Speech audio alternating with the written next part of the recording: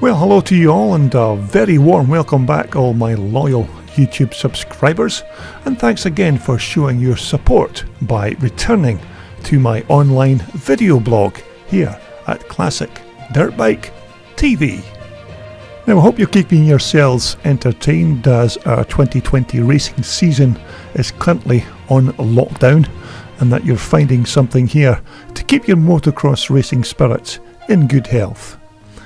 Now, in my next featured video, we're going to look at one of the most popular brands of motorcycles used in classic and vintage off-road racing. So I hope you'll stay with me here for the next 10 minutes as we take a look at a 1979 440 Maico twin shocker.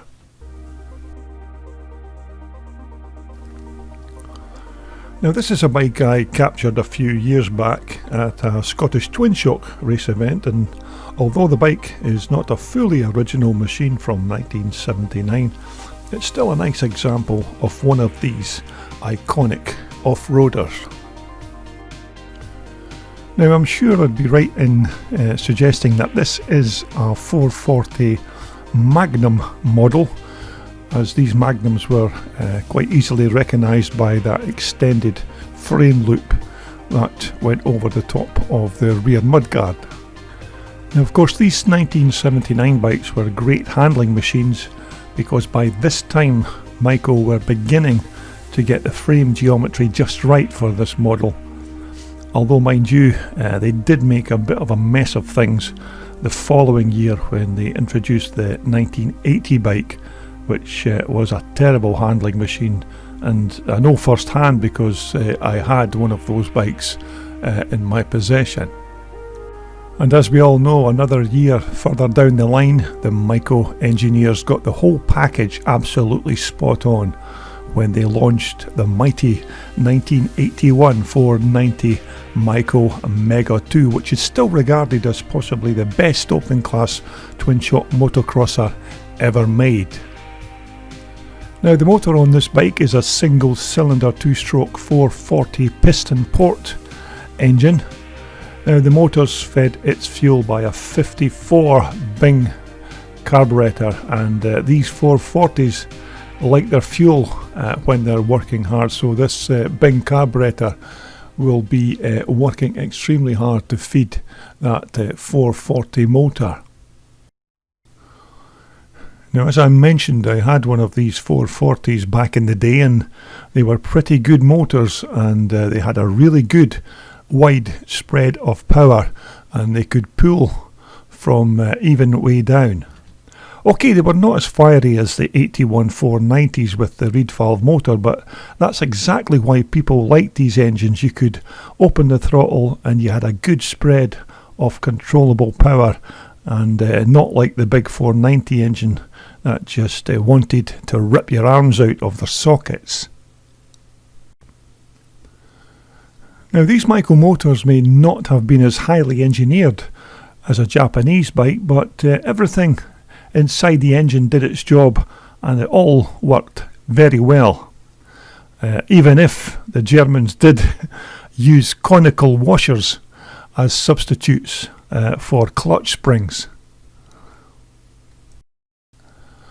Now, an alloy fuel tank for 1979 naturally, and these would have been painted in Maico red and had a yellow stripe with the Maico logo on the side for this particular year. Now, our owner looks like he's decided just to polish up the alloy and not worry too much about paint, and as you can see that this tank is showing some signs of battle damage with a big ding on that left hand side. Now, as I recall, the forks on these Maicos would have been almost identical to my 1980 bike, and these were decent suspension systems for their time, and you did have some means of fine tuning the forks, dampening by adding or removing air through the Schrader valve on the top of each fork leg. Now, back in 1979, these 440 Maicos would have left the factory with a pair of Corte Cosa rear shocks on them, but These were pretty useless, to be truthful, and in fact riders used to say that the corticossos were only good enough to hold the back of the bike up while it was sitting in the sail room. Now, I'm not really sure what these particular shocks are on this featured bike, although they could be an older pair of Öhlins with these remote reservoirs. And once again, you can see this telltale loop across the back mudguard, which was a common feature on these Magnums. Now, it looks like the original base and foam packing for the seat has been kept on our particular bike, and this very nice new Maico replacement seat cover looks nice and dandy and fits in well with the yellow and red colour scheme of the bike.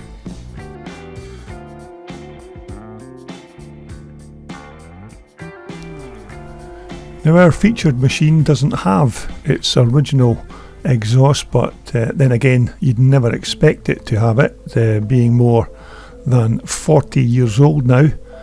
But this replacement expansion chamber has come from Maico only, and this has also been connected to this alloy DEP alloy tailpipe, which is sourced from Derek Elwell pipes.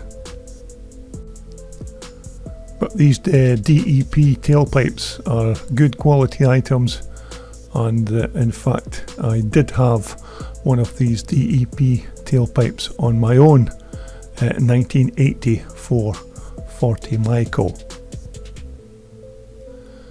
Now, our particular owner has a nice pair of Dunlop knobblies on both the front and rear of his machine.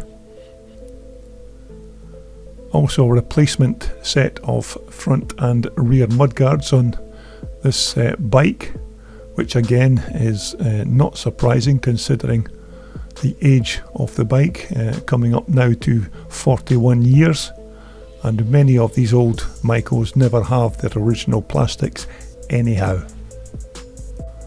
Now, if these Maico motors are looked after and the gearbox oil changed after just about every race event, then they are reasonably reliable. But of course, you have to keep your eye on those dreaded primary chains, because if the wear gets a bit too excessive, it can have disastrous consequences.